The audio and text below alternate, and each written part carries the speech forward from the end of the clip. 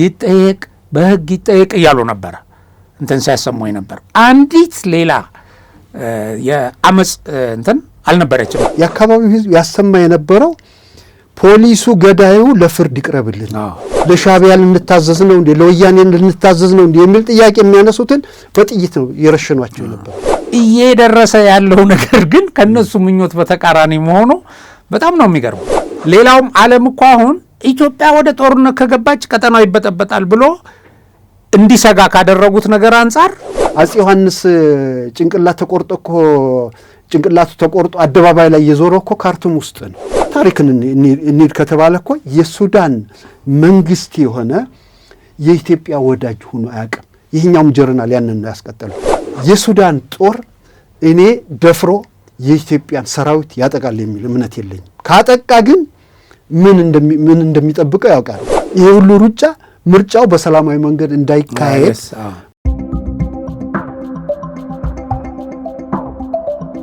ሰላም ጤና ይስጥልኝ። የሀቅና ሳቅ ሚዲያ አድማጭ ተመልካቾቻችን እንደምን አላችሁ? ዛሬ እንግዲህ በወቅታዊ ጉዳይ ላይ አብሮኝ ከኔ ጋር ውይይት የሚያደርግ እንግዳ ይዤ ቀርብ ያለው እንግዳችንን ያው አብዛኞቻችሁ ታውቋቸዋላችሁ። በማህበራዊ ሚዲያ ፕላትፎርሞች በተለያዩ ፕላትፎርሞች ላይ ትንታኔ የሰጡ በሀገር ጉዳይ ላይ ጠንክረው የሚሟገቱ ምሁር ናቸው። በሙያቸው ጋዜጠኛ ናቸው። ሻምበል አለምነህ አበበ ይባላሉ። እንግዲህ በጣም ሲነር መኮንን ናቸው በውትድርናው መስክ። የቀድሞ ሶቪየት ህብረትም ሄደው በውትድርና መስክ ከፍተኛ እውቀት ገብይተው መጥተው በዚህ መስክ ሀገራቸውን ሲያገለግሉ ነበረ። እንግዲህ በኤርትራ፣ በትግራይ፣ በተለያዩ የሀገሪቱ ቀጠናዎች ለኢትዮጵያ የባህር በር እንዳታጣ ከወጣትነት እድሜያቸው መስዋዕት ያደረጉ ሰውም ናቸው ሻምበል አለምነህ አበበ። እንግዲህ ከዛ በስተቀር በብዙ ሙያዎች ስልጠና ወስደዋል። በጋዜጠኝነት ረጅም ጊዜ ሰርተዋል። በኤንጂኦ ውስጥ የፕሮጀክት አማካሪ በመሆንም ከፍተኛ ሙያዊ አገልግሎት የሰጡ ናቸው እና ሀገር ስትነካ በጣም የሚያማቸው እና በጣም ተቆጥተው ለሀገር ላይ ለሚሰነዘሩ ክፉ ነገሮች ምላሽ ለመስጠት በከፍተኛ ፍጥነት የሚተጉ ሰው ናቸው። እንግዲህ ምናልባት ይሄ የተጋነነ አይደለም። እሳቸው ከሚሰሩት ስራ በጣም ያነሰ ነው የገለጽኩት። መከታ የሚባል መጽሔት አለ። እኔ በወታደራዊ ጉዳይ ላይ ትንታኔ የሚሰጥ ነው። እኔ የማዘጋጀው ነው። እሱ መጽሔትም ላይ በጣም አምደኛ ናቸው። በጣም የበሰሉ ጽሁፎችን በማቅረብ የቀጠናውን ዓለም አቀፍ ሁኔታዎችን በመተንተን ይታወቃሉ። ምናልባት የመጽሔቱ ደንበኞች ታውቋቸዋላችሁ።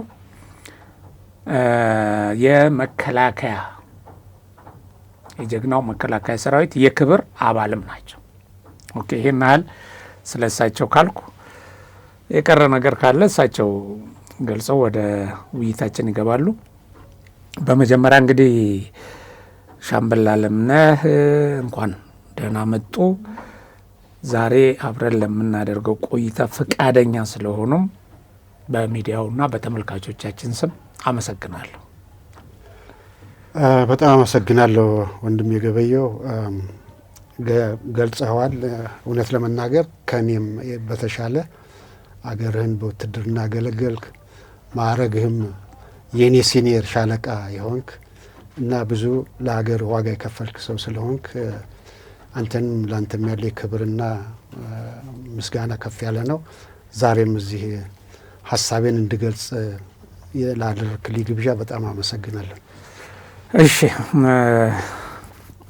ያው እቺ ሲኒሪቲ እንግዲህ በአንድ ወቅት አለቃዬ ነበርክ።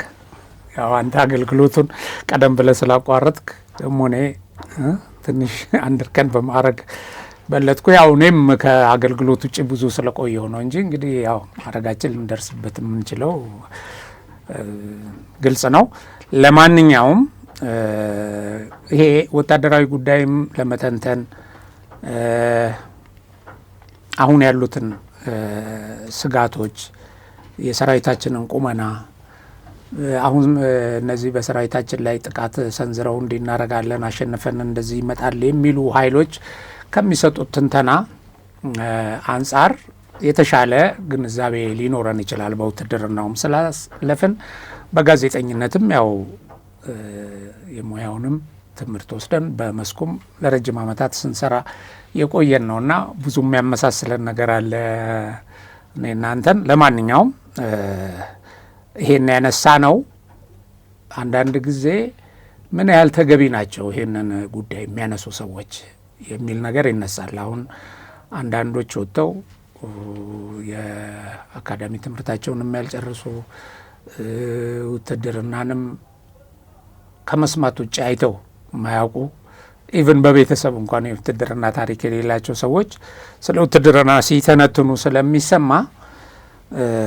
እንግዲህ እኛ ሀገራችን ያለችበትን ሁኔታ በተሻለ እንደ ወታደርም እንደ ጋዜጠኛም ልንረዳ እንችላለን እና ሰዎች ማን ነው ስለዚህ ጉዳይ እየነገረን ያለው የሚለውን እንዳያውቁ ነው ይሄን ያነሳሁት እንጂ የእኛ ፕሮፋይል አሁን ሌላ ለራሳችንን ከፍ ለማድረግ ለመሳሰለው አይደለም። እንግዲህ ወደ ርዕሰ ጉዳዩ እንገባለን እና የመጀመሪያው ነገር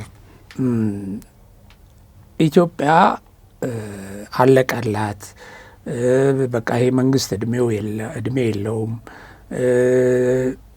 ህዝቡ በአመፅ ይሄ መንግስት ለማውረድ ዝግጁ ነው፣ በየቦታው አመጾች እየተቀጣጠሉ ነው።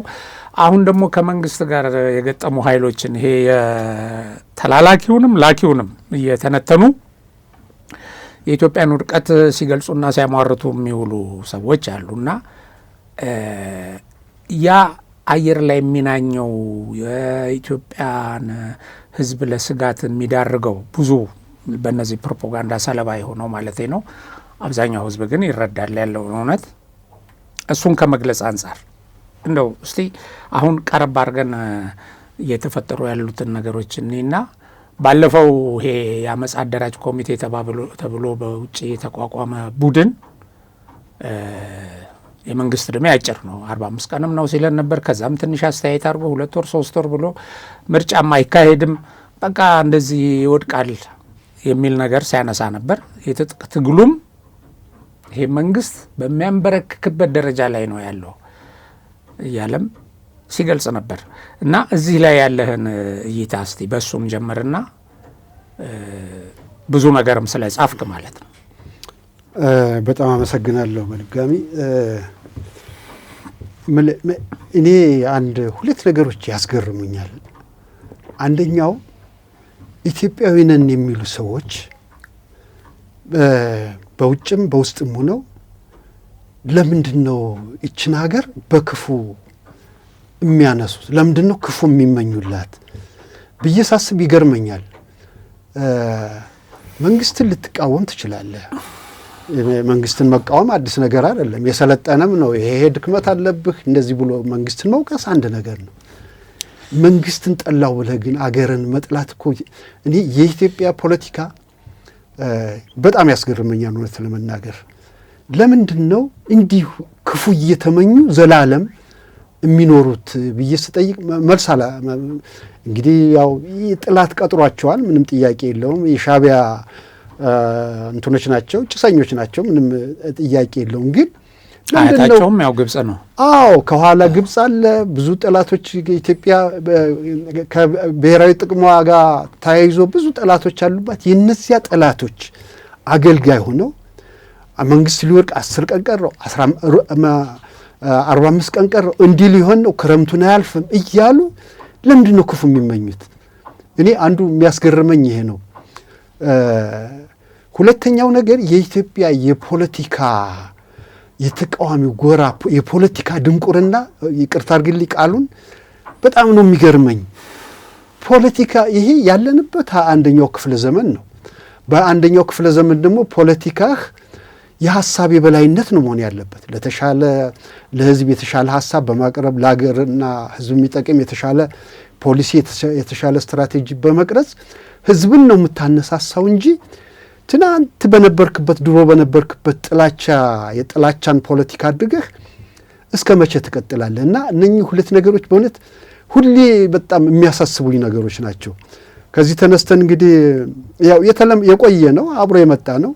በተለይ ደግሞ ይሄ የለውጥ መንግስት ከመጣ በኋላ ደግሞ ብሶባቸው ጭራሽ በፊት ይሄ ባንዲራ ለብሶ በቃ ኢትዮጵያዊ ነኝ ምናምን ይል የነበረ ሁሉ ወደ መንደሩ ወርዶ እንዲህ አይነት ለዚህ ሀገር ለዚች ሀገራችን መዓት ሲመኙላት ማየት በጣም የሚገርም ነገር ነው። ኤኒዌይስ እኔ እስከምረዳው ድረስ ኢትዮጵያ አሁን ከብዙ ዓመታት በኋላ የተሻለ እድል ውስጥ ናት ብዬ ነው የማስበው። በብዙ መንገድ ኢኮኖሚውን የምናውቀው ነው፣ መዘርዘር አያስፈልግም። የቴክኖሎጂ እድገቷን የምናየው ነው። በዲፕሎማሲ መስክ ያላትን ተቀባይነት እያየነው ነው። ስለዚህ እነሱ እያወሩ ኢትዮጵያም ጉዞዋን እንደቀጠለች የምትቀጥል ነው የሚመስለኝ እንጂ እነሱ እንደሚመኙት አገራችን አይደለችም አሁን ባለችበት ሰዓት። እንደውም በጣም ብሩህ የሆነ ጊዜ ላይ ያለች ይመስለኛል። እነሱ ያወራሉ ምንም በቃ ፖለቲከኛ ነን ይላሉ። እዚህ ውጭ ያሉ ስደተኞች በየዩቲዩቡ የተጥደው ዝም ብለው ብቻ ኮሽ ያለ ነገር እያነሱ እንዲሁ ሲያርገበገቡ የሚውሉት ሁሉ እንዲሁ እያርገበገቡ ይኖራሉ እንጂ በኢትዮጵያ ላይ ምንም አይነት ተጽዕኖ ያሳድራሉ ብዬ አላስብም ባጭሩ። አዎ አሁን ዛሬ ያየሁት አንድ መረጃ ይሄ በነውጥ ማለት በህዝባዊ እምቢተኝነት መንግስት እንቀይራለን በአመጽ የአመጽ አደራጅ ኮሚቴ የተባለው ሰልፍ ጠርቶ ነበርና ምን መግለጫ ሰጥተዋል? አሁን በጣም ተደጋጋሚ ሰልፎች እየተካሄዱ ስለሆነ ሀገር ቤት ውስጥ አሁን የኛን ሰልፍ እዚህ ላይ ማድረጉ አስፈላጊ ሆኖ ስላላገኘ ነው ይሄንን አራዝመናል፣ ለጊዜው ትተነዋል፣ አሁን የተሻለ ጊዜ እንጠብቃለን የሚል መግለጫ አውጥተዋል። በጣም በሚያስቅ ሁኔታ ማለት ነው። አሁን አገሪቱ ውስጥ አገር ውስጥም ከሀገር ውጭም የተለያዩ ሰልፎች እየተካሄዱ ሰልፍ እኮ እየተካሄደ ያለው ምርጫ በመደገፍ ነው አይደል? አሁን እንዲህ ምን አይነት ሰልፎች ናቸው የተካሄዱት ብዬ ሰርች ሳደርግ ኢቭን በአማራ ክልል አሁን በፍኖተ ሰላም በተለያዩ የአማራ ክልል እንትኖች ሰው የብልጽግና ፓርቲን ደግፎ የፓርቲው ደጋፊዎች ማለት ነው በጣም በከፍተኛ ቁጥር ሰልፍ ወጥተዋል። ቦምብ እናፈነድባቸዋለን፣ እንደዚህ እናደርጋለን፣ በዚህ እንቅስቃሴ ብታደርጉ የተባለ ህዝብ ማለት ነው። አንዱ ይሄ ነው። ሁለተኛ አሁን ተስፋ በፍጹም ኢትዮጵያ ውስጥ በነውጥ በዚህ በህዝባዊ አመጽ መንግስት የመገልበጥ ተስፋ ምንም እንደሌለ የሚያሳየው አሁን ሰሞኑን አንድ ሽሮ ሜዳ አካባቢ አንድ ሰው በፖሊስ ተገድሎ ነበር። ያሳዝናል። ስለ ሰውየው ታሪክም ሲነገር ያሳዝናል። እንግዲህ ሰውየው ከእስር ቤት ወጥቶ በኋላ ላይ ደግሞ እዛ እስር ቤትም ሆኖ አባቱ ሞተው ነበር። እንደዚህ በሀዘን የሆነ ውስጡ ተሰብሯል እንደዚህ የሚሉ አሉ እና ለማንኛውም በሌላ ጉዳይ ተፈልጎ ሲሄድ ከአንድ ፖሊስ ከዛ በፊት ከተጣላው ጋር እንደዚህ ግብ ፈጠረ። ከዛ በኋላ ያው በአራት ጥይት ገደለው። ይሄ በጣም ወንጀል ነው። ነገር ግን ፖሊስ ወዲያው ነው እርምጃ ወስዶ ፖሊሱን በቁጥጥር ስር ያደረገው። ይሄንን በጣም በከፍተኛ ደረጃ ቀስቅሰውበታል። እዚህ ኡጋንዳ ያሉ ስደተኞች በጣም ጽፈውበት የአዲስ አበባ ህዝብ አልሰማ ይሆናል። ሽሮ ሜዳ ላይ አመጽ ተቀጣጥሏል፣ ተቀላቀል፣ አንተ እስክትሞት ነው ወይ የምትጠብቀው? ይኸው መንግስት እየነጠለ እንደዚህ እየገደለህ ነው። ምንም ያልተጻፈ ነገር የለም። ሁለት ነገር እኔ አፕሪሼት አደርጋለሁ። አንዱ ህዝቡ በከፍተኛ ሀዘን ነው ተገልብጦ የወጣው ሟቹን ለመቅበር በእውነት እና በጣም ተከታትየው ነበር እና እዛ ላይ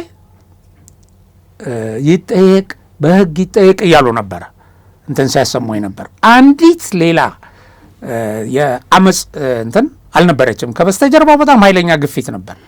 በህግ ይጠየቅ ነው። ኦኬ በህግ ሊጠየቅ ያው እስር ቤት ገብቷል። ፖሊስ የወሰደውንም እርምጃ ታደንቃለህ። የአዲስ አበባ ፖሊስ ብዙ ወንጀለኞችን በፍጥነት እየያዘ ነው። ባይዘዌ አሁን ፖሊስም ውስጥ ከፍተኛ ሪፎርም እየተሰራ ነው።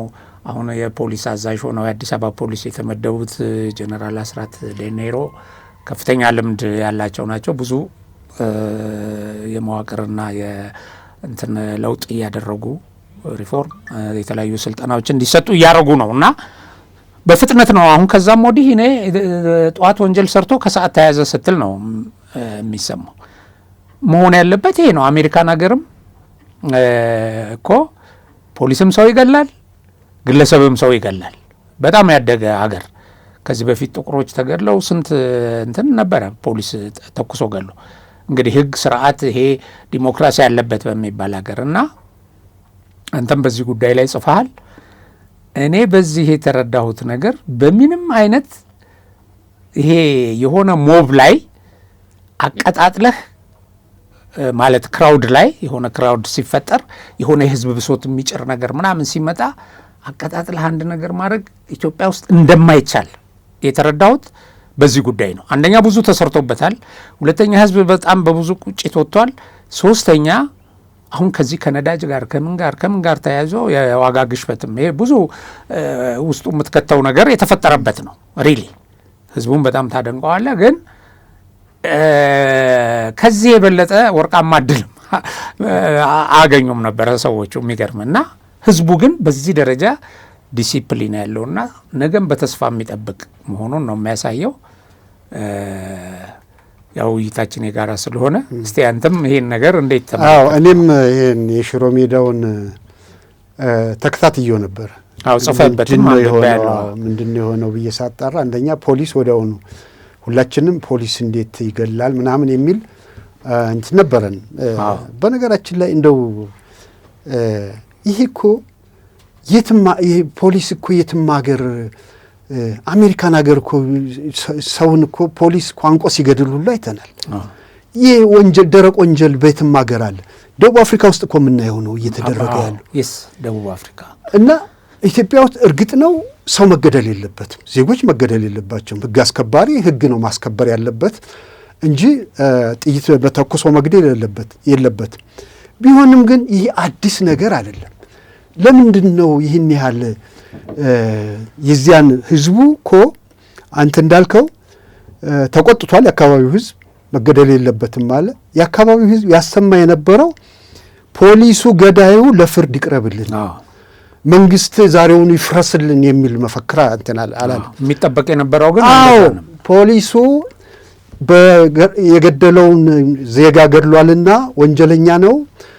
በዚያን ወቅት ፖሊስ መግለጫ ስላልሰጠ ስላልታወቀ ያመለጠ መስሎታል ሰው። ከዚያ በኋላ ፖሊስ መግለጫ ከሰጠ በኋላ እኮ በርዷል። በቃ ለፍርድ መቅረቡ ከታወቀ በኋላ ህዝቡ የሚፈልገው ይሄን ነበር፣ ለፍርድ ይቅረብልን ነበር ጥያቄው። ይሄ ደግሞ ጤነኛ ጥያቄ ነው። ይህን ቀሙና የአዲስ አበባ ህዝብ ምን ትጠብቃለህ? ተነስ በቃ አንተን እስከሚገልህ ነው ወይ ፖሊስ ከኡጋንዳ ከዚህ ከአውሮፓ ስደት ውስጥ ያሉ እኔ ደግሞ በእንትን በዚህ የተቀነባበረ እንትን ሁሉ ቪዲዮ እያመጡ እያገዙ አረ አዲስ አበባ ህዝብ ተነስ፣ አረ ምን ትጠብቃለህ? ይሄን መነሻ አድርገው ነው አዚፍ እኮ ሰው በሞተልን ብለው የሚጠብቁ አይነት እኮ አድርገን ኮሽ ባለ ቁጥር በሞት ለመነገድ ማለት በጣም የሚገርም ነገር ይሄን ነው። እነ ልደቱ በቃ ሰላማዊ ሰልፍ እያደረገ ሰው ስለሆነ ሰላማዊ ሰልፍ ያለው ትልቅ ሰላማዊ ሰልፍ እየተደረገ ያለው ሰሞኑን አማራ ክልል ውስጥ ነው። 5-6 ቦታ እኔ መረጃ አለ። መረጃ ዘመዶቼ ወንድሞቼ እዚያ ነው ያሉት ይነግሩኛል። ትልቅ እንቅስቃሴ ያለው አማራ ክልል ውስጥ ይሄ ፋኖ የሚባል ነፍሰ ገዳይ ቡድን በህዝቡ በከፍተኛ ደረጃ የተጠላ እንደውም በዚህ አጋጣሚ ግልጽ ላድርገው የኔ የወንድሜ የታናሽ ወንድሜ እናት የአባቴ ልጁ ፋኖ ነበረ። የፋኖ የሆነ እዚህ ኮሎኔል እንትና ጋር አብሮ እንደውም ከፍተኛ ስልጣን የነበረው ሁሉ ነው። እሱ እጅ ከሰጡት ውስጥ አንዱ ነውና ሰሞኑን አብሮ ነበር። ሲነግረኝ እንግዲህ ፋኖ ሆኖ የቆየ ማለት ነው። ሲነግረኝ አማራ ክልል ውስጥ ከመከላከያ ጋር በነበረው ውጊያ ከሞተው ፋኖ ይልቅ እርስ በርስ የተጋደሉት ነው የሚበዛው። በጣም እውነት መስሏቸው ወደ ፋኖ ገብተው የነበሩ የዋህ የአማራ ልጆች የሆነ ጥያቄ ሲጠይቁ ወዲያው ነው ሹት የሚደረጉ፣ ዞር አድርገው ነው የሚገድሏቸው። ዘመነ ካሴ የገደሏቸው የአማራ ልጆች ስም ዝርዝር ብዙ ይዟል። ከሌ ብሎ ሲነግ ከሌ እንዲህ በመጠየቁ ከሌ ከወያኔ ጋር በተለይ አሁን ይሄ ከወያኔ ጋር ያለው የነበረውን ግንኙነት ለመገዳደል በጣም እንትን ሆኗል። እንዴ እኛ እንትን ያልነው እኮ የአማራ ምክንያት የአማራ ጥያቄ ያለው መስሎን ነበረ። ለሻዕቢያ ልንታዘዝ ነው እንዴ ለወያኔ ልንታዘዝ ነው እንዴ የሚል ጥያቄ የሚያነሱትን በጥይት ነው የረሸኗቸው ነበር። ከፍተኛ የሆነ የህዝብ ቁጣ ነው ያለው አማራ ክልል ውስጥ። እሱ ወደፊት የምናየው ይሆናል። አሁን ፕራክቲካሊ አማራ ክልል ውስጥ እዚህ ግባ የምትለው እንትን የለም፣ እንቅስቃሴ የለም። ይሄ እንትን ሶሻል ሚዲያ ላይ ያለ ጫጫታ ነው። ሁሉም እንደዛ ምንም ዝም ብሎ ነው። ይሄን ከየቦታው የማገኘው መረጃ ትናንት እኮ ስብሰባ የተደረገው አይታል። በደቡብ ጎንደር፣ በደቡብ ወሎ፣ በጎጃም የተለያዩ ቦታዎች እነ ፍኖተ ሰላም እኮ ያ ሁሉ ህዝብ ከወጥቶ ነው ያጥለቀለቀው። እንግዲህ ዝርትልና እንገላለን እኮ እንገላለን ተብሎ ያልተባለ የለም ህዝቡ እንዳይወጣ። ህዝቡ ግን ምን ታመጣላችሁ ብሎ ገንፍሎ ወጥቶ ነው በየወረዳው ሳይቀር ነው ሰላማዊ ሰልፍ የወጣው። የብልጽግናን በመደገፍ ምርጫ እናካሂዳለን። ከዚህ በላይ ሽንፈት አለ እንዴ? ከዚህ ይሄ የሚያሳየው እኔ የሚገርመኝ ነገር የህዝብ ንቀታቸው ህዝቡን ምን ያህል እንደሚንቁት። ፖሊስ ሰው ገድሏልና ዜጋ ገድሏልና ለፍርድ ይቅረብልን ብሎ መጮህን መንግስት ይገልበጥልን ብሎ ይተረጉሙታል። እንደሱ ነው። እንትን ምርጫ ነው የምናካሄደው፣ ሰላም ነው የምንፈልገው ብሎ ህዝቡ ሲወጣ አመጽ በቃ መንግስት ሊገለብጥ ተነሳ ነው የሚሉ። እዚያ ስደት ሀገር ተጎልተው ለምንድን ነው እንደዚህ የሚሆኑት የሚለው እኔ በጣም ያሳስበኛል። አሁን ደቡብ አፍሪካ ላይ በዜጎቻችን ላይ የደረሰው ጭፍጨፋ ላይ በዚህ ደረጃ አልጮሁበትም በጭራሽ። እንግዲህ ብዙ ሰው ነው የተገደለው፣ ንብረት ወድሟል።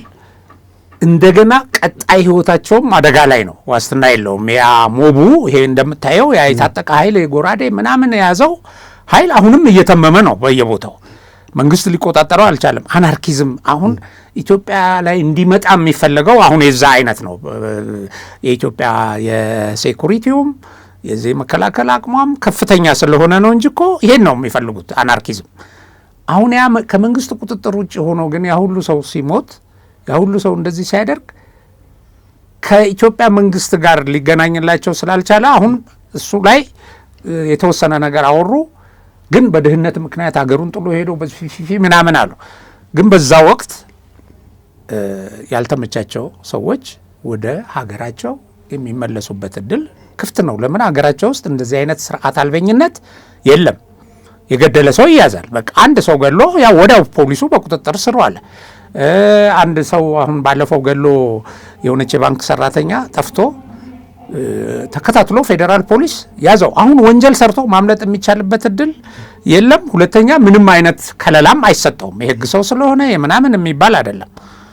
ብዙ ከዚህ በፊት የተለያዩ መንግስታዊ መዋቅር ውስጥ ሆነው ወንጀል የሰሩ ኢቭን በጣም የመንግስት ደጋፊ ተብለው በመንግስት ደጋፊነት ሽፋን ዘረፋ ላይ ምናምን ላይ የተሰማሩ ሰዎችን እኮ እያደነ ያለ ምህረት ነው አሁን መንግስት እየያዘ ያለው። ህግ በዚህ ደረጃ እያስከበረ ለማለት ነው። ወደ ሌላው የሟርት ጉዳይ ደግሞ እንግባና አሁን ባለፈው ሱዳን ድሮን ጥቃት ደረሰብኝ አለች እና ለዚህ ተጠያቂ ኢትዮጵያን አደረገች። ከዛ አለቀላት ተባለ። በቃ ከዛ ግብፅም ዛተች። ሱዳን ከተነካችማ በቃ አለሁ ምናምን አለች። ኢትዮጵያ ለዚህ ለሱዳን ተቃዋሚ ማሰልጠኛ ሰጥታለች። ከዛ ተነስቶ ነው የደበደበን ምናምን። ወይ ራስ እኮ የሱዳን የግብፅ ወታደራዊ እንትን ግብፅ ውስጥ እንትን ውስጥ አለ፣ ሱዳን ውስጥ አለ። ኢንተረስቱ ኢትዮጵያ ላይ ጫና ለመፍጠር ነው። እንግዲህ ከዚህ በፊትም ተይዘዋል የአየር ኃይል አባላት ምናምን እና አብረው ጮሁ። ልክ ነው ኢትዮጵያ ነች እንደዚህ ያደረገችው የሱዳን ህልውና ከተነካ ምናምን አሉ አለን አሉ።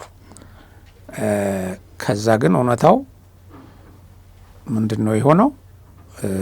አንደኛ ድሮኑ ከኢትዮጵያ አይደለም የተነሳው የሚል መረጃ ወጣ። አሜሪካ ሲአይኤ ነው እንግዲህ ይፋ ያደርጋል። ውሸት ነው አለ። ይሄ መርዶ በአድ የሆነው ኢትዮጵያ አላረገችም እያለ ከእንትን ከኡጋንዳ ያሉ እንትኖች አሉ፣ የሻቢያ እንትን አገልጋዮች አሉ። ያው ሻቢያ እየከፈለ ያስቀመጣቸው ምን ብለው እንደጻፉ ታውቃለህ?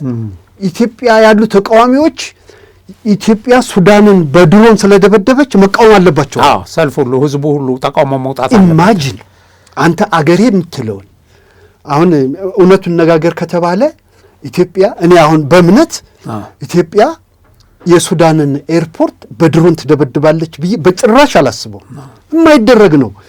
የምናየው ነው እኮ መንግስት የሱዳንን ችግር የውስጥ ችግር ለመፍታት ምን ያህል ርቀት እየሄደ ጥረት እያደረገ ብዙ እኮ በየጊዜው እነ ጌታቸው ረዳ ሳይቀሩ እነ ሬድዋን ሁሴን እኮ ይመላለሱ ነበር። ይሄ ጀነራሉ ለማነጋገር ችግራችሁን ፍቱ ነው አንዱ ጥያቄ። ይሄ ባለበት ኢትዮጵያ ብድግ ብላ በድሮን የሱዳንን ኤርፖርት ትደበድባለች ብሎ ማመን ራሱ በጣም ወንጀል ነው። ተነሱ ደበደበች፣ ሱዳንን ደበደበች። በነገራችን ላይ እንደው እዚህ እኮ በፓርቲዎች ክርክር ላይም እኮ እየታየ ነው። ለሱዳን ለግብጽ ወግኖ እኮ የሚከራከሩ ፖለቲካ ድርጅት ለሶማሊያ ይከራከራል፣ ለሻቢያ ይከራከራል። ኢትዮጵያ ብሔራዊ ጥቅሟን አንተ ኢትዮጵያዊ ነህ። እኔ ጋዜጠኛ ከግል ጉዳዩ ነው እንጂ ነፃ መሆን ያለበት ከሀገሩ ብሔራዊ ጥቅም ነፃ ነው ማለት አይደለም።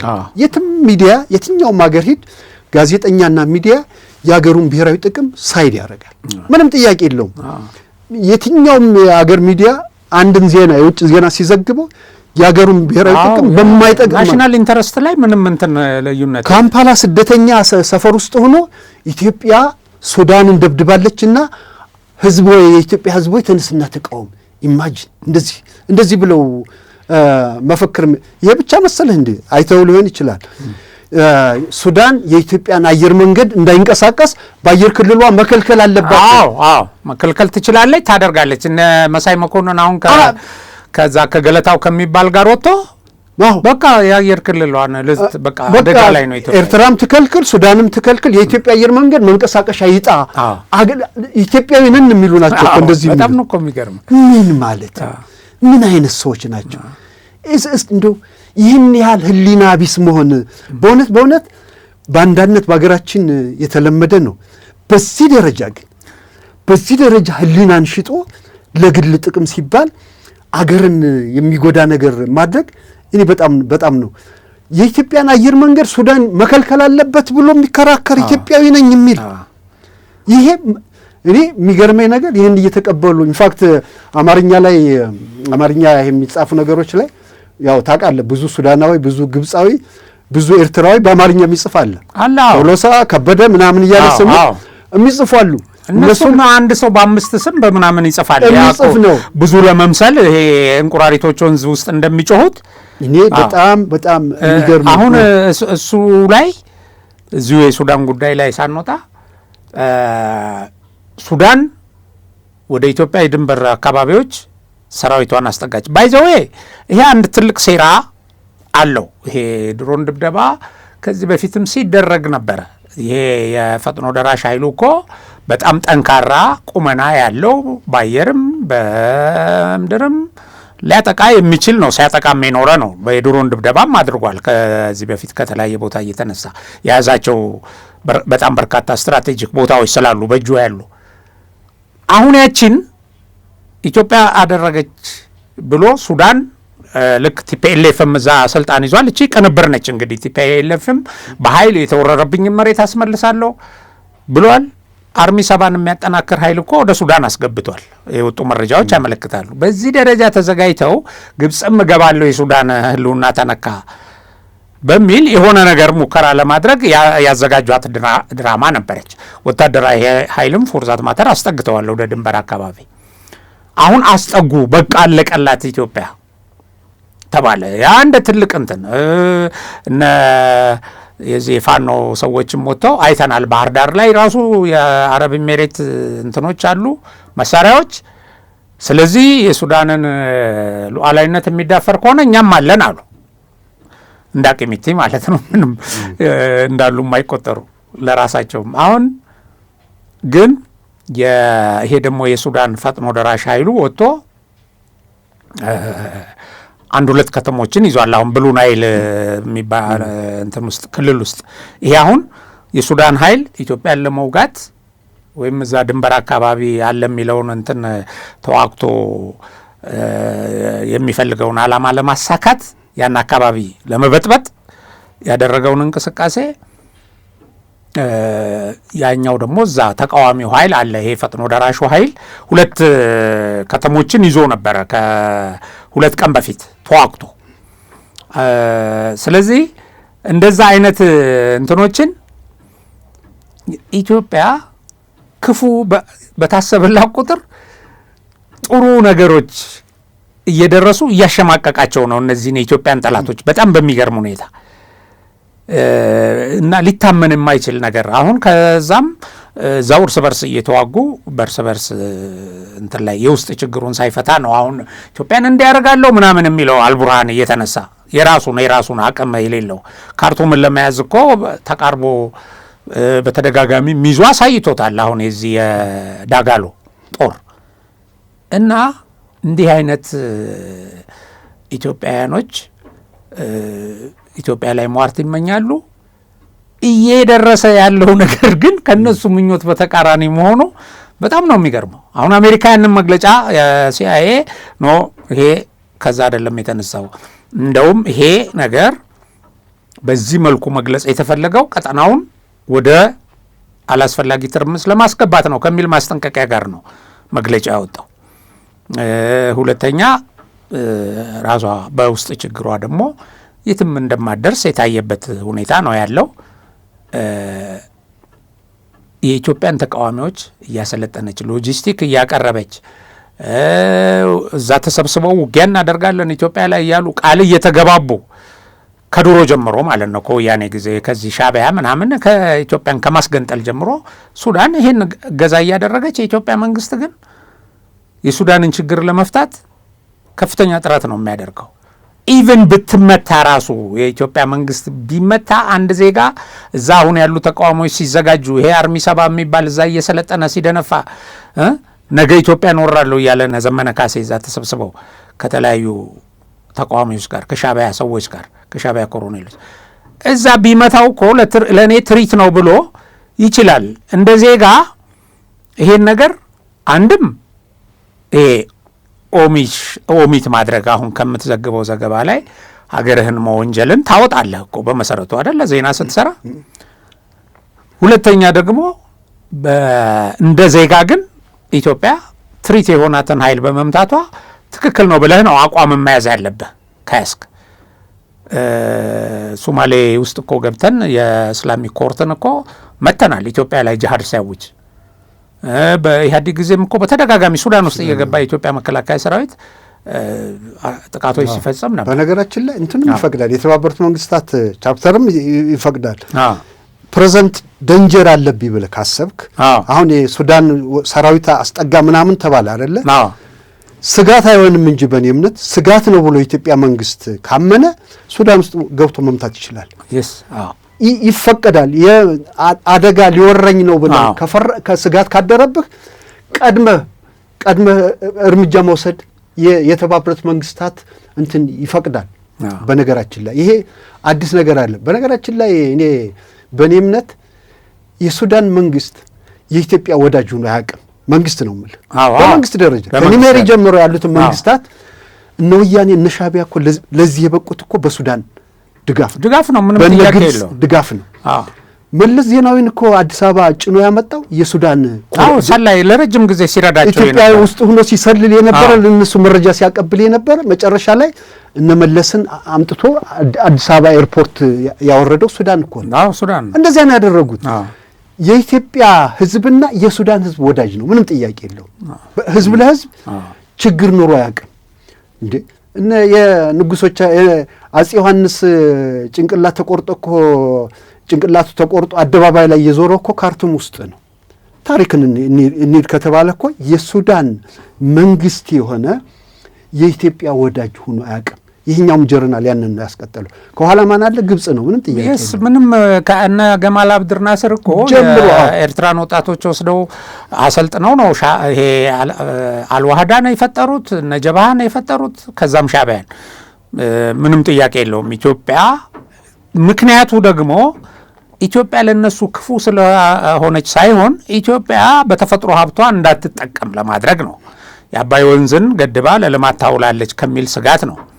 ስለዚህ ይሄ በአባይ ወንዝ ምክንያት እኛ የተፈጥሮ ሀብታችንን ለመጠቀም በምናደርገው ጥረት ምክንያት የመጣብንን የጠላት አሰላለፍ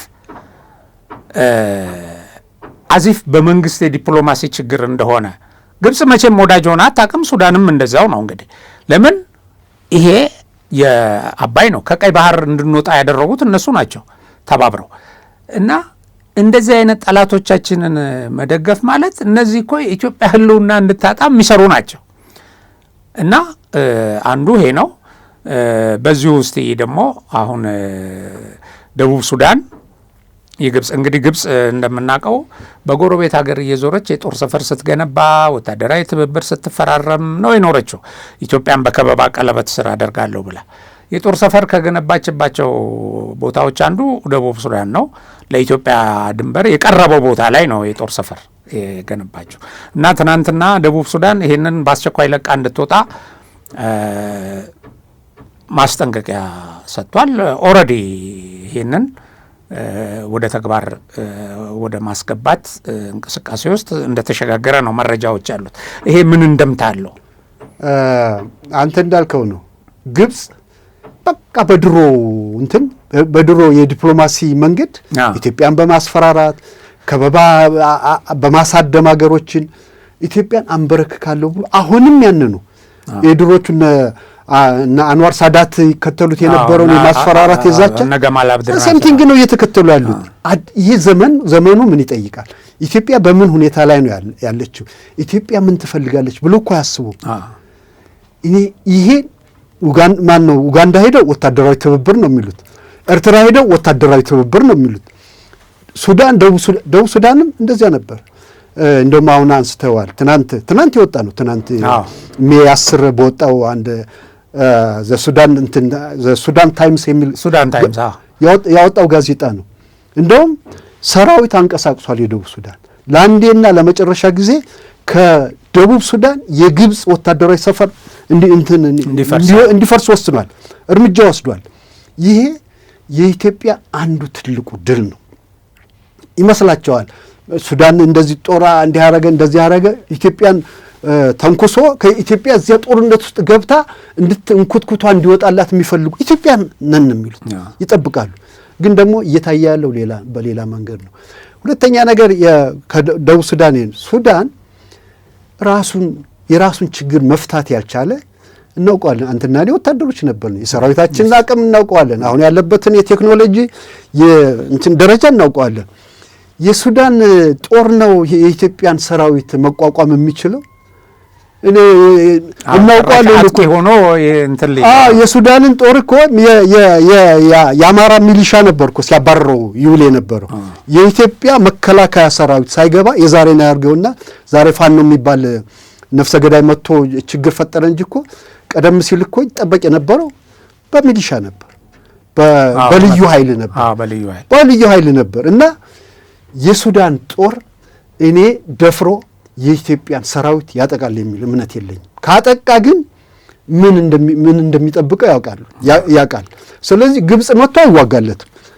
የግብጽንም የውጊያ ታሪክ እንደው ትምክት ነው አትበለኝና የሱዳን ጦር ኢትዮጵያን ቢተነኩስ እንደው 24 ሰዓት ባልሞላ ጊዜ ውስጥ አደጋ ይፈጠርበታል ብዬ ነው የማስበው። ስለዚህ እንደዚህ ግብጽ ግፊት ታደርጋለች፣ ኤርትራ ያላቸው አለ እንደ ፕሮፓጋንዳ ለማለት ተጠጋን ቀረብን ይላሉ እንጂ የኢትዮጵያን ሉዓላዊነት ጫፏን ይነካሉ ብዬ አላስብም። ምክንያቱም በቂ ሰራዊት አለ። ሰራዊታችን የታጠቀውን ቴክኖሎጂ እናውቃለን። ቴክኖሎጂ መታጠቅ ብቻ ሳይሆን ውጊያውም ፍትሃዊ ነው። የአገርህን ህልውና የአገርህን ብሔራዊ ጥቅም ለማስከበር የምታደርገው ጦርነት ስለሆነ ትክክለኛ ጦርነት ነው። ስለዚህ ሰራዊታችን በተሟላ ሁኔታ ላይ ስላለ ህዝቡም ይሄን ስለሚረዳ እነኚህ ውጭ ያሉት እንደሚያሟርቱ ሳይሆን የኢትዮጵያ ህዝብ እውነት ለመናገር እነሱ እንደሚያወሩት ቢሆን ኖሮ እኮ እስካሁን አገር አልነበረም፣ ድብልቅልቅ ወጥቶ ነበር።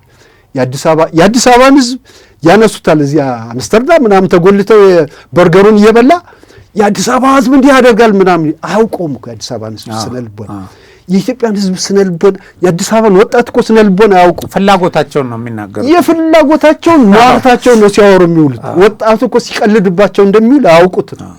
ስለዚህ ሱዳን አሁን ባለው ደረጃ በኢትዮጵያ ላይ ምንም የደቡብ ሱዳን ቅድም እንዳልነው ነው አሰንትን የወሰደው እርምጃ እሱ ብቻ አይደለም። ያው ታውቃለህ ከኡጋንዳ ከደቡብ ሱዳን ኢትዮጵያ ወደ ጅቡቲ እንትን እኮ ግንባታ ላይ ናቸው እኮ ግንባታ። አዎ ይሄ የሚያስተሳስር ፕሮጀክት ኢትዮጵያ ገንዘብ ሁሉ ረድታ ባለሙያ ሁሉ አግዛ ግንባታው ሊጀመር ኦልሞስት ተጀምሯል ይመስለኛል።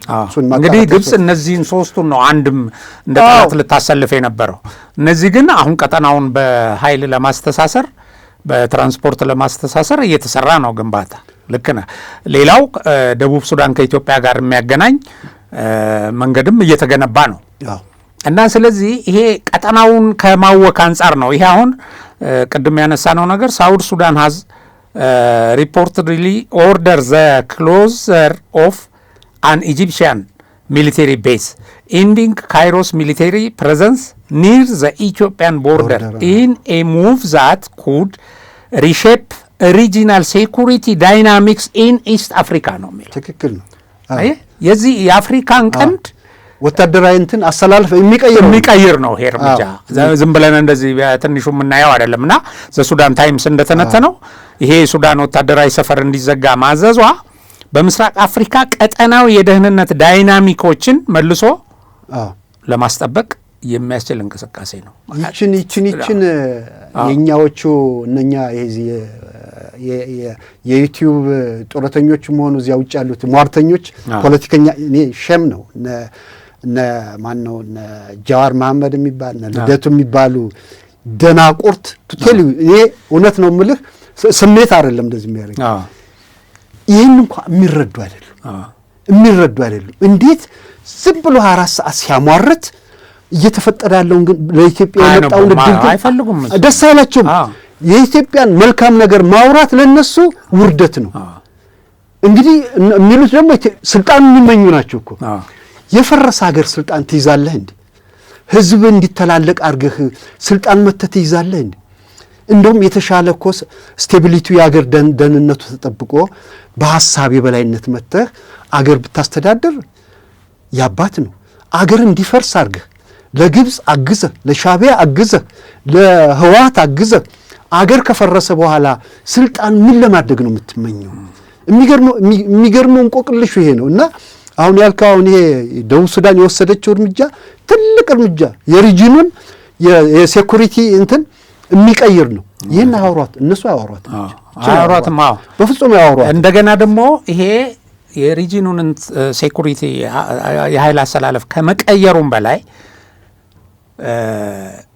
የኢትዮጵያን ተጽዕኖ ፈጣሪነት ነው ይሄ የሚያሳየው።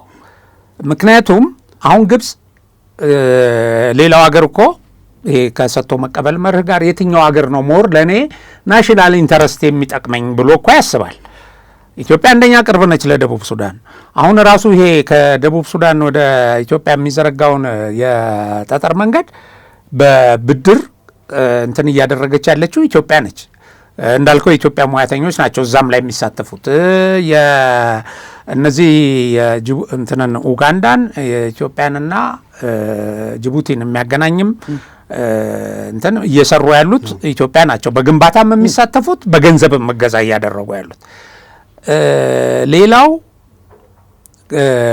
ኡጋንዳም ደቡብ ሱዳንም በአባይ ላይ ግድብ መስራት ይፈልጋሉ። ኦልሬዲ ወደ ተግባር ኦልሞስት ግንባታ ወደ መጀመር ገብተዋል አሁን ደቡብ ሱዳን። ይሄ እዛ ጋር ካለች ግብፅ ይሄንን እንዲገነባ አትፈቅድም። ለዚህ ትልቅ አሁን እዚህም ላይ የሚሳተፉት ይሄን የህዳሴ ግድብን የገነቡ ሙያተኞች ናቸው። በዚህ ደረጃ ኢትዮጵያ ተፈላጊነቷ ከፍ ባለ ቁጥር ለእኔ ጥቅም በእኔ ሰጥቶ መቀበል የማተርፈው ከማጋር ብሰራ ነው የሚል ግብፅ ለምን እዛ እንደመጣች ይታወቃል። ለራሷ ኢንተረስት ነው። ይሄን በአባይ ላይ የሚደረግ ነገር ለማቆም ነው የምትንቀሳቀሰው፣ እንዳበደ ውሻ በየቦታው የምትዞረው። የሚገርመው ግን እኔ አንድ ምሁር ይሄ ቀጠናውን የጂኦፖለቲክስ የሚተነትኑ ለዚህ አንተ ለምታውቀው መከታ መጽሔት ኢንተርቪው ያደርጋቸው ነበር፣ አሁን ወደፊት ለሚወጣው ማለት ነው። ይህንን እንዴት አድርገው እንደተነተኑት ቀድመው ይሄ ሊመጣ እንደሚችል።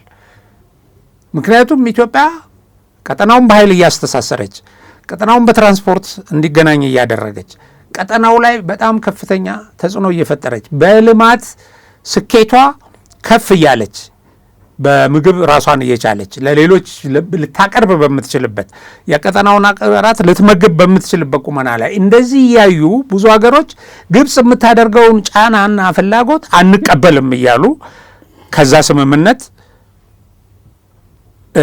እንደሚወጡ የሚወጡበት አሰላለፍ እየተፈጠረ እንደሆነ የኢትዮጵያ ተጽዕኖ ፈጣሪነት እንደዛ የተነተኑበት እንደገና እሷንም ትንሽ እንመለከታታለን።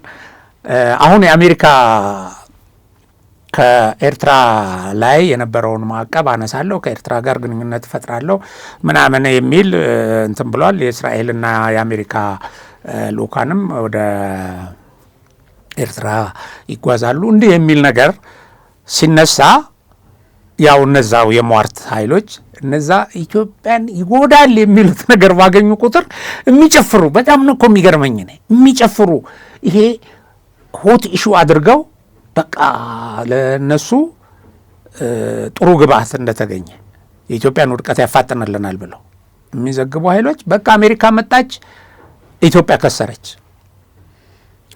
ብለው ያቀርባሉ። እና እሳቸው ምሁር እሱ ላይ ሲገርዙ ይሄ ለኢትዮጵያ በጎ ነገር ይዞ ይመጣል ነው አሁን የሚያሳዩት ነገሮች። አሜሪካ 1.2 ሚሊዮን ህዝብ ምናምን 2 ሚሊዮን ያልሞላ በአሁን ሰዓት ተጨባጭ ህዝብ ያላት፣ ህዝቧ ደግሞ በሽምግልና እድሜ ላይ ያለ፣ በኢኮኖሚ ህዝቧን መመገብ ማትችል አገር ኤርትራ፣ ህዝቧ በስደት በየጊዜው እየጎረፈ ያለ፣ ምንም አይነት የኢኮኖሚ ሪሶርስ የሌላት፣ ምርጫ አካሂዳ ማታውቅ ከዚች ጋር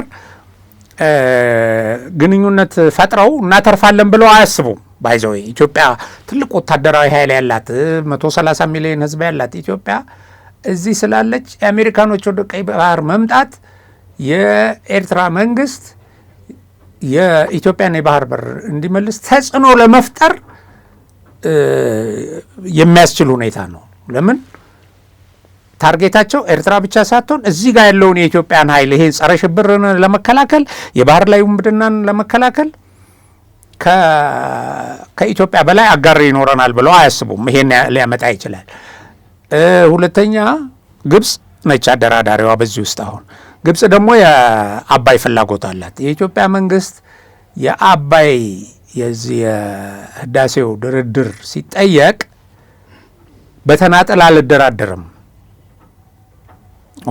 ሁለቱን ውሃዎች ነጣጥያ አልደራደርም የሚል ጠንካራ አቋም መያዙን ነው አሁን እኛ ምሁር እንደዚህ ለፖሊሲ ሜከሮችም ቅርብ የሆኑ ሰው ማለት ነው ሲተነትኑ እና በዚህ አይነት ከዚህ በፊት የሚያቀርቡለትን ነገር ሁሉ አልቀበልም ብሎ ጠንካራ አቋም ይዞ ግብፅ እዚህ ገብቼ መጥቼ ውሃውን ልቆጣጠር፣ ሌላ ግድብ እንዳይሰራ ኢትዮጵያ ግዴታ ትፈርምልን ኖ ብሎ የቆየ መንግስት ይሄንን የህዳሴ ግድብን ለቀይ ባህር መደራደሪያ ይዞ እንደሚቀርብ እነዚህ አሜሪካና እስራኤልም ይሄንን ነጥብ እንደ አንድ አስፈላጊ ለቀጠናው መረጋጋትም ለነሱ ጥቅም ቤዚካሊ ለራሳቸው ናሽናል ኢንተረስት ነው።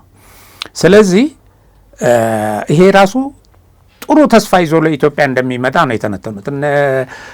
እዚህ በደሳለኝና በመሰለኝ የሚተነትኑ የራሳቸውን ስሜት እየጮሁ የሚያወሩ ኃይሎች ግን በቃ አሜሪካ ከመጣች ኢትዮጵያ ይሄ ቀይ ባህር የምትለው ነገር ምናምን በቃ አለቀለት እያሉ ነበረ ሲያስፈራሩ የነበሩትና ይህን ጉዳይ እንደው ተከታትለው ከሆነ ተከታትለው አጠር ያለ ነገር በዚህ ላይ ብትላ የሚገርመው ይሄ ነው። ይሄ እኮ ምንም እኮ ብዙ የረቀቀ እውቀት የሚጠይቅ አይመስለኝም። እስራኤል በዚህ በአፍሪካ ቀንድ ስትራቴጂክ የሆነ ፓርትነሯ ኢትዮጵያ ነች። እስራኤል ከሻቢያ ጋር ተደራድራ ኢትዮጵያን የሚጎዳ ነገር አትሰራም ብዬ ነው የማምነው። ዘሴምቲንግ አሜሪካ ሁለቱ ሀገሮች መምጣታቸው እንደውም ሁለቱም ሀገሮች እኮ ኤርትራ ማነው እስራኤልም አሜሪካም እኮ ኢትዮጵያ የባህር በር ያስፈልጋታል የሚል አቋማቸውን ገልጸዋል እኮ። ፊኒሽ ምንድነው ጥያቄው ተገቢ ነው። በሰላማዊ መንገድ ይሁን፣ ጦርነት አይነሳ፣ በሰላም በድርድር አድርጉት ነው እያሉ ያለ። አንድ እንትን የጻፈውን አይቻለሁ። ይሄ እዚህ ኖርዌጂያን ይሄ ወያኔ እንለው የነበረው ትሮንሆልማን የሚባል እና የሁለቱ አገሮች ወደ እንትን ለድርድር እንትን መምጣት ወደ ኤርትራ በአካባቢው ምንድነው የሚለው እሱ የአፍሪካ ሰከንዳሪ ይነሳል እንደዚያ ካልሆነ በሰላም ወደ ከ10 እስከ 15 ሀገሮች የሚሳተፉበት የአፍሪካ ቀንድ ጦርነት አውዳሚ ጦርነት። ስለዚህ እስራኤልና አሜሪካ ኢትዮጵያ የባህር በር ካላገኘ እና እንደዚህ ትንታኔ እየሰጡበት ነው ያለው። ስለዚህ እንደውም በእኔ እምነት የአሜሪካና የሁለት ነገር ነው ሊመጡ የሚችሉ። አንደኛ ኤርትራ ከኢራን ጋር ባላት እንትን አታችመንት ብለው በሚያስቡት እስራኤሎች ታስታውስ እንደሆነ አንድ ጊዜ እስራኤል ውስጥ ኤርትራውያን መካከል እንትን አመጽ ተነስቶ ከፍተኛ የሆነ እርምጃ ተወስዷል። ሲያባራቸው የነበረው እስራኤሎች ያኔ ምንድነው እንትን ጥርጣሬያቸው ይሄ በተዘዋዋሪ የኢራን እጅ አለበት፣ ኤርትራውያን እየተጠቀሙ ነው።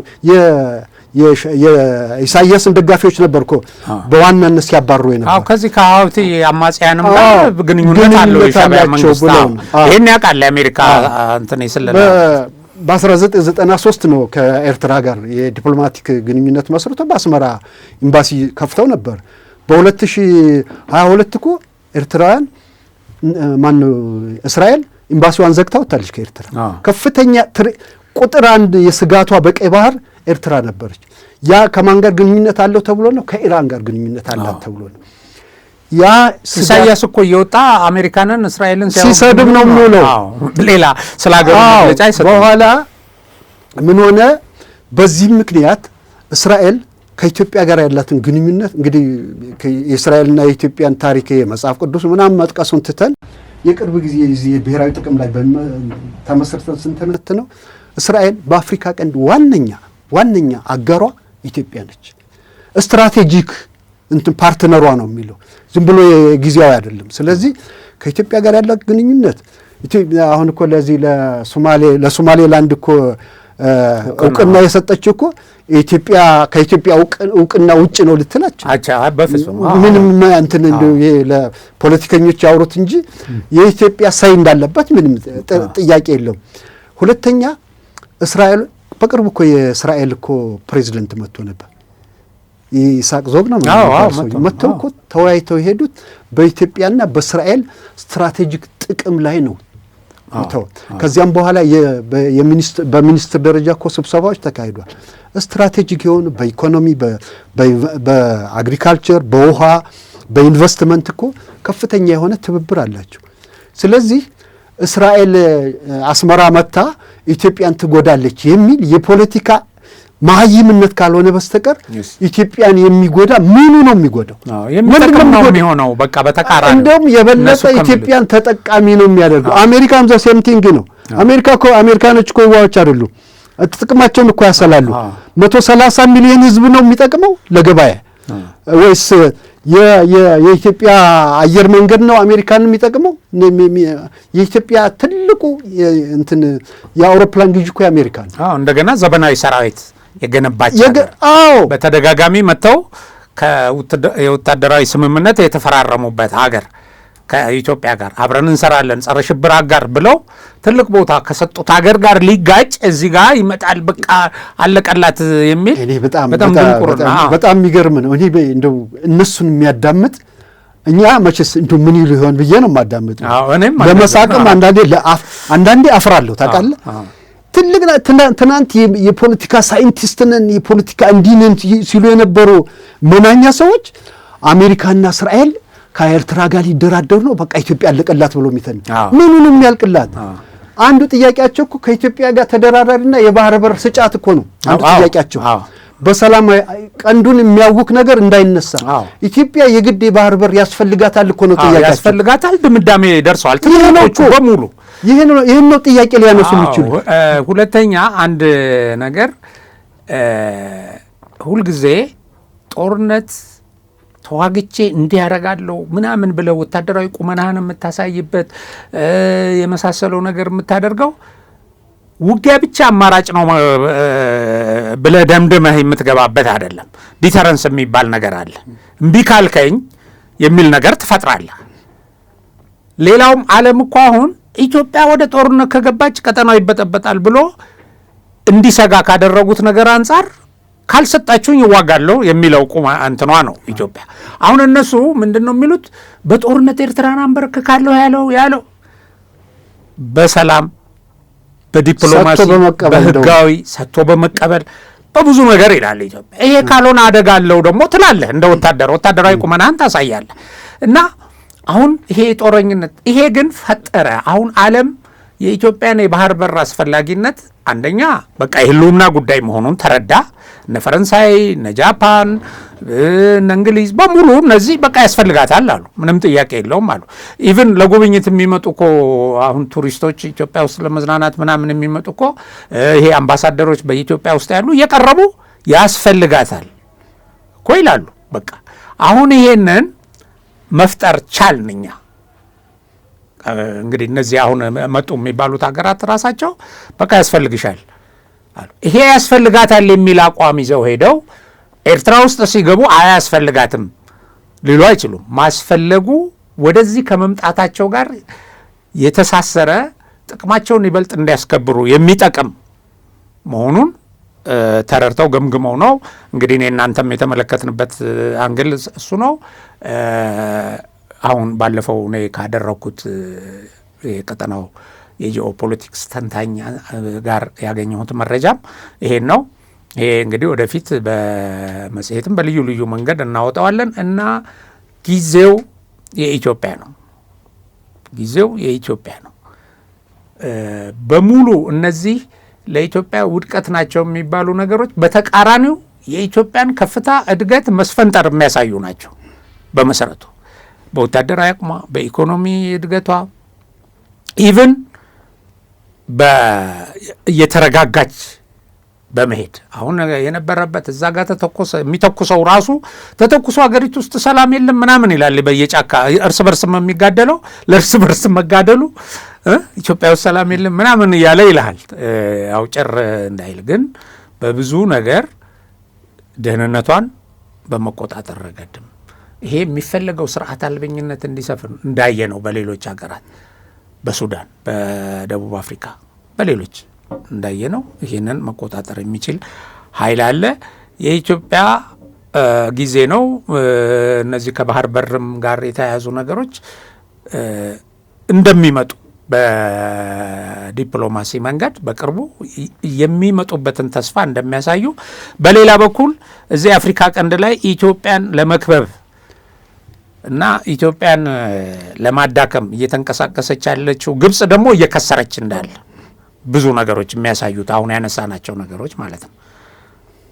ስለዚህ ይሄ ነው ያው በመጨረሻ የምታስተላልፈው መልእክት። እንግዲህ አንዱ መጨረሻ ላይ ማለት የምፈልገው ምንድን ነው፣ ይሄ ሁሉ ግርግር አንድን ነገር ታርጌት ያደረገን ኢትዮጵያ እንድትፈርስ ይፈልጋል። ይህ በተለይ ደግሞ ይሄ ምርጫ እንዳይካሄድ ይኸው ከወያኔ ጋር ግንባር ፈጥረው እኮ አንዱ እኮ ይሄ ሁሉ ሩጫ ምርጫው በሰላማዊ መንገድ እንዳይካሄድ። ምክንያቱም ምርጫ ከተካሄደ ሌጂቲሜት የሆነ መንግስት ይኖራል።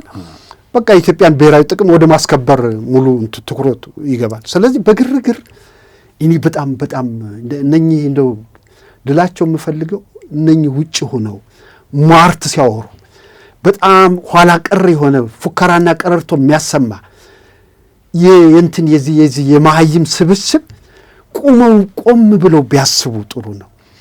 መንግስትን ይቃወሙ፣ ችግር የለብኝም። እኔ ጠቅላይ ሚኒስትሩን እንደ ማስቲካ አኝካሉ፣ ችግር የለብኝም። ኢትዮጵያን ለምንድን ነው እንድትጠፋላቸው የሚፈልጉት? እንደገና መከላከያ ሰራዊቷን ደግሞ ይሄ መከላከያ ሰራዊት ባይኖር ኢትዮጵያ ትኖራለች ወይ? የሁሉ ዙሪያውን ያለው ግብጽ እኮ ፍሬን ይዞ የቆመው የኢትዮጵያ መከላከያ ሰራዊት ምን አይነት ሰራዊት እንዳላት እኮ ያውቃል። ለዚህ ነው ዙሪያውን እንደ አሞራ ዙሪያውን የሚከበው። ዳይሬክትሊ መግባት ቢችል እኮ መከላከያ ሰራዊታችን ባይኖር እኮ ግድቡን የህዳሴ ግድቡን እኮ ያንድ ቀን ማፍረስ ያንድ ቀን ነው። ግን አይችልም። ጠንካራ ሰራዊት አለ። እነኚህ ውጭ ያሉ ኃይሎች ለልጆቻቸው እንኳ ሲሉ ሌላውን ይተውት፣ ለልጆቻቸው ታሪክ እንኳ ሲሉ ኢትዮጵያን ይተዋት፣ የኢትዮጵያን ብሔራዊ ጥቅም አይጉዱ፣ ለኢትዮጵያ መጥፎ አይመኙ፣ መንግስት እንደፈለጉ ይቃወሙ። ሐሳብ ካላቸው እሱም በሐሳብ ይህ ጠበንጃ እያሸከሙ በየመንደሩ የሚያደርጉትን ነገር ያቁሙና ለኢትዮጵያ ሰላም ይስጧት። በመንግስት ላይ የሚያቀርቡትን ተቃውሞ ያቀርቡ። ከዚህ ውጭ ኢትዮጵያ በእኔ እምነት ኢትዮጵያን ካሁን በኋላ ከጉዞዋ የሚያስቆማት ኃይል የለም ብዬ ነው የማምነው። ዝም ብለው እንደው እየተንጫጩ እድሜያቸውን ይጨርሱታል እንጂ ኢትዮጵያን የሚያፈርስ ኃይል አይኖርም፣ የለም። ህዝቡ ያውቃል። የኢትዮጵያ ህዝብ ታላቅ ህዝብ ነው፣ ይገባዋል። ያው ማንም ዝም ብሎ ተነስ ብሎት እንትን ተነስቶ ጫጫታ የሚፈጥር ወይ ደግሞ ሁከት የሚፈጥር ህዝብ አይደለም። ትልቅ ጨዋ ህዝብ ነው። አገሩን ያውቃል። መንግስት የሚሰራውን ነገር ያውቃል። ስንጠይቃቸው እኮ አንዳንድ ሰዎች እኔ እጠይቃለሁ እናቶችን ማንን ነው የምትመርጡት ምናምን ብዬ ዝም ብዬ ለማወቅ በአካባቢ ምን እንደ ኖርማል ነገር እጠይቃለሁ። እንዴ ብልጽግና ነው የሚሰራውን እኮ እያየን ነው የሚሉ። ይህ ህዝብ ያስባል ማለት ነው። እነሱ በሚፈጥሩት የፈጠራ ጫጫታ ህዝባችን ወደ ኋላ ስለማይል ይህን ነገር አቁመው ኢትዮጵያን በእንትን እንደው ዝም ቢሉ ሌላውን ይተውት፣ ዝም ቢሉ ዝምማ አይሉም፣ ቢያሳቸው ነው ኤኒዌይ ይቀጥሉ። ግን እድማቸውን የሚያወጡበት ጊዜ ሩቅ የሚሆን አይመስለኝም። ይሄን ነው ለማለት የምፈልገው። በጣም ነው የማመሰግነው። እንግዲህ በድጋሜ አንደኛ ጊዜ መስዋዕት አድርገህ ስቱዲዮአችን ተገኝተህ ይሄንን የመሰለ ሰፊ ውይይት ከኔ ጋር በማድረግህ በጣም አመሰግናለሁ። ያው የምንጊዜም ተባባሪ ነው፣ ስራህም ነው። ፎርዛት ማተር ለዓላማ የሚሰራ ሰው አንዱ ባለቤት፣ ሌላው ደግሞ በተጨማሪ አስተያየት ሰጪ ሳይሆን የራሳችን ጉዳይ ነው። ሁለታችንም ሚዲያችንም እንደዛ ለሰላም፣ ለእድገት፣ ለኢትዮጵያዊነት የሚሰራ ስለሆነ በዚህ ላይ ሁልጊዜም የሚጠበቅብንን እናበረክታለን። እንግዲህ አድማጭ ተመልካቾቻችን እስካሁን ባደረግነው ቆይታ የተወሰኑ ሀሳቦች እንደወሰዳችሁ ተስፋ እናደርጋለን። ሀቅና ሳቅ ሚዲያን ሰብስክራይብ፣ ሼር፣ ላይክ አድርጉ። በሌላ ፕሮግራም እስከምንገናኝ በዚሁ እሰናበታለሁ። ሰላም።